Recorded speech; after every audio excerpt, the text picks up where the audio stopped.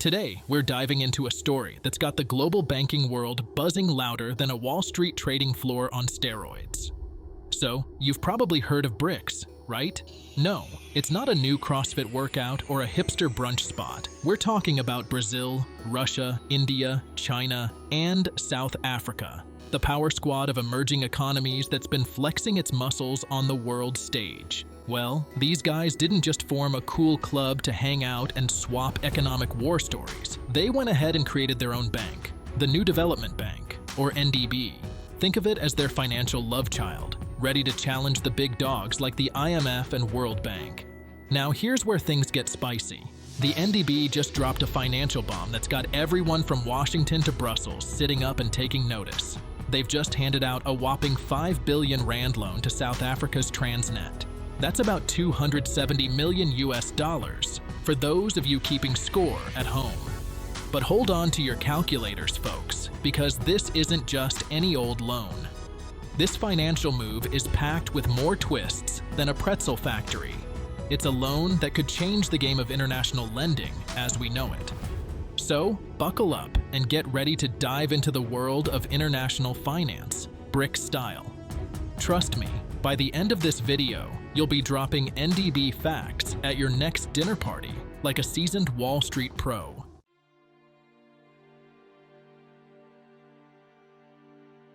Alright folks, let's talk Transnet. No, it's not the latest Netflix series about transforming robots, though given its current state, that might be an improvement. Transnet is South Africa's state-owned logistics company, and calling it important to the country's economy is like saying coffee is important to Monday mornings.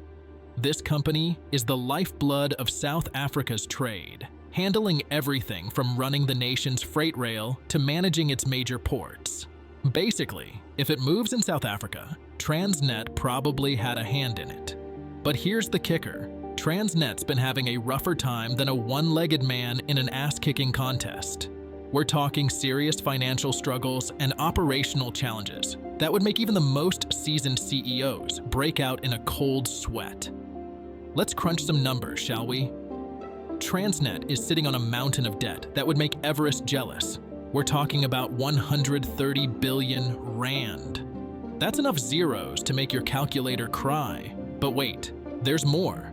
Transnet's been dealing with more issues than a therapist on speed dial. We're talking equipment shortages that would make MacGyver throw in the towel. Infrastructure so old it could qualify for Social Security, and a maintenance backlog longer than the line at the DMV on a Monday morning. The result? Transnet's cargo volumes have taken a nosedive steeper than a skydiver without a parachute. We're looking at a drop from 226 million metric tons in 2017-2018 to a measly 150 million tons in 2022-2023. That's a plummet that would make even Wall Street bears wince. And here's the real gut punch. These issues aren't just Transnet's problem. They're costing South Africa big time. We're talking about 1 billion rand in lost economic output. Every single day. That's 4.9% of the country's annual GDP going up in smoke, faster than a marshmallow at a Boy Scout campfire. So, there you have it, folks. Transnet, a company so critical to South Africa's economy, it's practically holding the country's trade on its shoulders, while trying to navigate through a minefield, blindfolded, on roller skates. No pressure, right?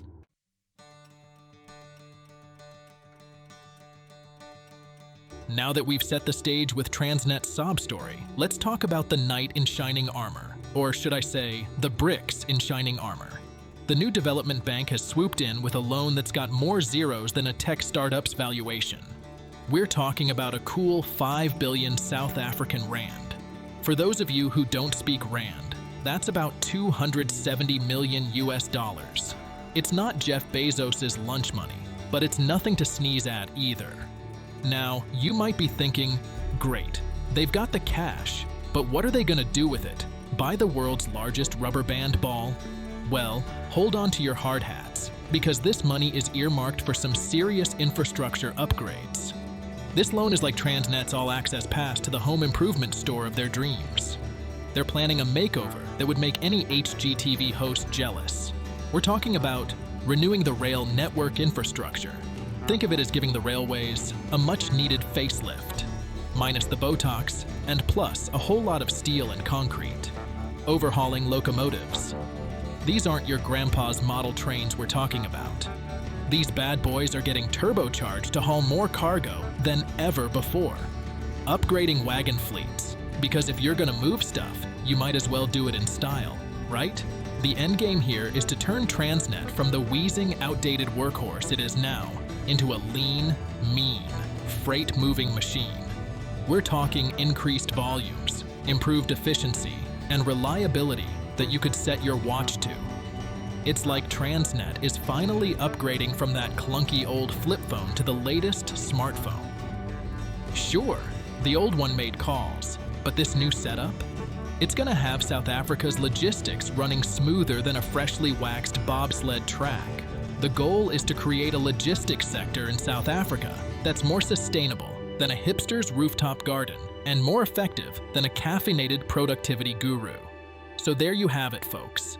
5 billion rand, 3 major upgrade areas, and 1 giant leap for South Africa's economy. It's like watching the logistics version of Extreme Makeover, and let me tell you, the after picture is looking pretty sweet.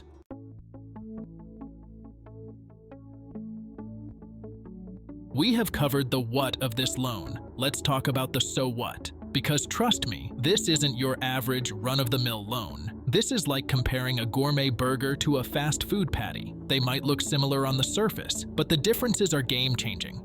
First off, let's talk about the elephant in the room. Or should I say, the lack thereof. You see, when the IMF or World Bank swoop in with a loan, they usually bring more baggage than your aunt on a 2-week vacation. We're talking policy conditions that make a prenup look like a blank check. But this BRICS loan? It's cleaner than a whistle.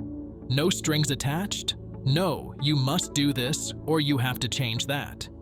It's like getting a gift card with no expiration date. Transnet can use this money how they see fit. No mother may I required. It's financial freedom, baby. Now, I know what you're thinking. But wait, there's gotta be a catch, right? Well, hold on to your hats, because the only catch here is that it's actually beneficial for South Africa. You see, this loan isn't just free from policy conditions. It's also being provided in good old South African rand. Why is this a big deal, you ask? Well, imagine if you had to pay your rent in Bitcoin. Sure, it might work out, but the exchange rate could turn your budget into a roller coaster ride. By providing the loan in rand, the BRICS Bank is essentially saying, we got your back, South Africa. No currency juggling required. This approach is like financial yoga. It's all about flexibility and stability. It reduces currency risk faster than you can say exchange rate, and it helps keep South Africa's economy as steady as a surgeon's hand. But here's the real kicker. This loan isn't just a one-off. It's part of the BRICS Bank's grand plan to conduct about 30% of its lending in local currencies. That's right, folks. They're not just helping Transnet. They're potentially revolutionizing how international lending works. So, to sum it up, no policy strings, local currency, and a dash of economic revolution. It's like the BRICS Bank took everything annoying about traditional loans, tossed it out the window, and said, let's make lending great again. This isn't just a loan, folks. It's a statement. It's BRICS flexing its financial muscles and saying, there's a new sheriff in town, and we do things differently. And let me tell you, the IMF and World Bank are probably sweating more than a snowman in summer right about now.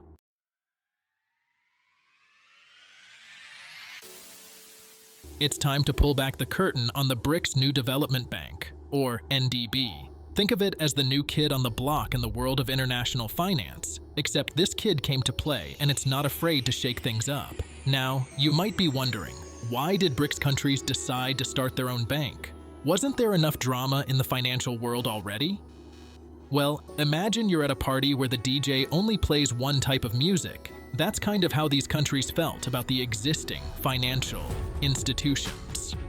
So they decided to start their own party with their own playlist. The NDB burst onto the scene in 2015 with a mission that's about as subtle as a glitter bomb: to support infrastructure and sustainable development in emerging markets. It's like they looked at the IMF and World Bank and said, "Hold my beer." But here's where it gets interesting.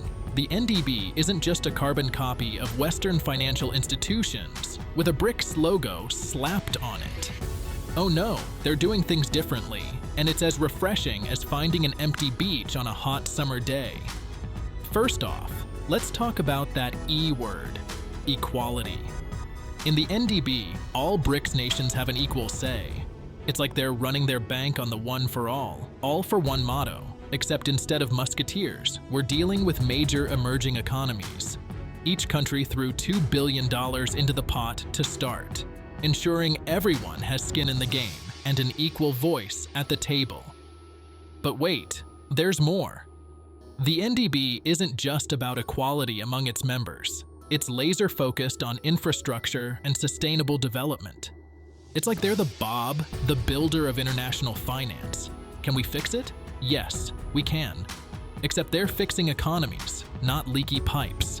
This focus on infrastructure isn't just about building shiny new things. It's about laying the groundwork for long-term economic growth.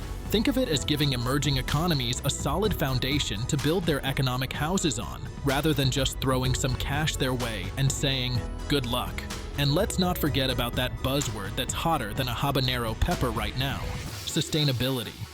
The NDB is all about promoting development that doesn't leave Mother Earth crying in the corner. It's like they're trying to prove that you can have your economic cake and eat it too, without trashing the planet in the process. So there you have it, folks. The NDB, a bank that's equal parts Robin Hood, minus the stealing, Bob the Builder, and Captain Planet.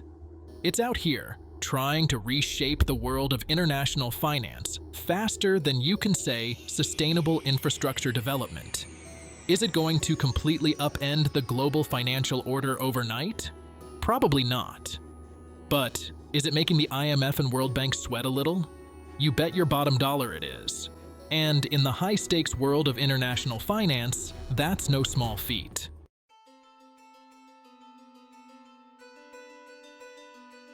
It's time to zoom out and look at the big picture, because this loan isn't just about Transnet getting a financial facelift. It's like watching the first domino fall in what could be a major shakeup of the global financial system. First off, let's talk about what this loan says about BRICS. This move is like BRICS countries standing on top of a mountain and shouting, "We're here, we're economically significant, get used to it." It's a flex that would make any gym bro jealous. You see, for decades, the global financial system has been like an exclusive club run by Western countries. The IMF and World Bank were the bouncers, deciding who gets in and who stays out. But now, BRICS is essentially building its own club next door, and the line to get in is starting to look pretty long. This loan to Transnet is like BRICS sending out a bat signal to other developing countries, saying, "Hey, we've got your back." It's showcasing that BRICS isn't just talking the talk, but walking the walk when it comes to supporting emerging economies. But let's not kid ourselves. This isn't just about being nice. This is about power and influence. By providing these loans, BRICS is essentially saying, we can do what the IMF and World Bank do, but without all the pesky strings attached. It's like offering someone a free meal versus a meal they have to cook themselves and then clean up after. Now, let's talk about the elephant in the room, or should I say, the dragon, bear, and other national animals of BRICS countries. Could the NDB actually challenge the dominance of the IMF and World Bank? Well, folks, that's the trillion-dollar question. On one hand, the IMF and World Bank have been around longer than sliced bread and have more experience than a 100-year-old tortoise. They're not going to roll over and play dead just because there's a new bank in town. But on the other hand, the NDB is like that new tech startup that's disrupting an old industry. They're nimble, they're innovative, and they're not afraid to do things differently. Plus, they've got the backing of some of the world's fastest-growing economies. It's like David versus Goliath, except David has been hitting the gym and taking protein shakes. The potential here is huge. If the NDB continues to provide loans like this one, to Transnet. Loans that are easy to access, come without stringent conditions, and are in local currencies. We could see a major shift in how developing countries seek financial assistance. It's not just about the money, folks. It's about the message. Each loan the NDB gives out is like a neon sign flashing. There's another way to the world. And in a global economy that's more interconnected than a spider's web, that message could spread faster than a viral cat video. So, are we witnessing the beginning of a new era in global finance? Only time will tell. But one thing's for sure, the IMF and World Bank are probably updating their resumes right about now, because competition in the world of international lending just got real.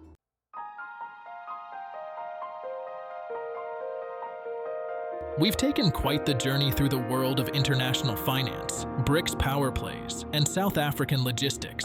Let's bring it all home, shall we? So, what have we learned? Well, we've seen that the new development bank isn't just playing financial monopoly. They're changing the whole game. This 5 billion rand loan to Transnet isn't just a cash injection, it's a shot heard round the financial world. For South Africa, this could be bigger than discovering gold all over again. We're talking about potentially revitalizing a critical part of their economy.